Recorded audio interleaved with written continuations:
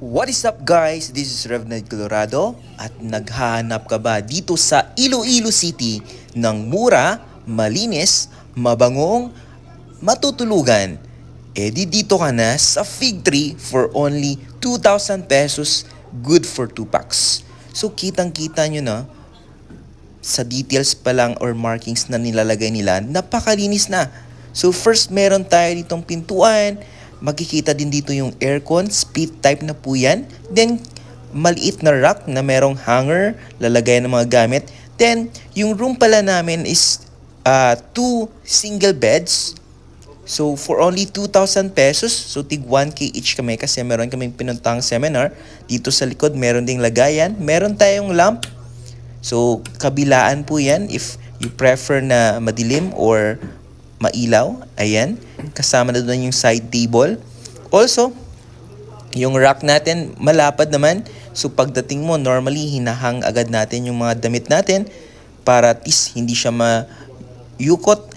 Then meron ditong smoke detector. So no smoking. Bawal po dito. At telephone, so in case kailangan mong tumawag sa kabilang rooms or doon sa lobby, pwede. At meron ding ditong Bible, so from time to time, sana po magbasa po tayo ng mga Bible pag nag-hotel po tayo. So far, yung bed naman, comfortable, masarap yung tulog. And dito naman na side, makikita natin yung TV.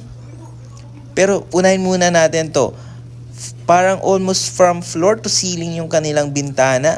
So makikita mo dito yung District 21. Nasa gilid lang po or harap po ng District 21. At ito po yung kabuuan po. Napakalapad po ng space natin.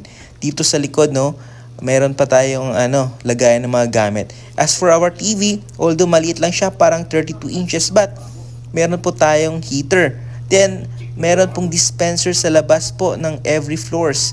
Kaya no need to buy tubig po sa mga grocery stores. Kasi libre naman po yung tubig. And meron tayong mga drawers at ito na po yung ating banyo. Floor to ceiling po din yung tiles, toilet and bath. Ayan po, meron na rin pong shower gel, hot and cold yung kanilang shower. And overall, malinis po talaga. And again, ito po yung another look natin sa kabilang side. So kitang-kita yun naman, no? Very comfortable. And we have here 10 commandments. Basahin po natin parati yung evacuation plan.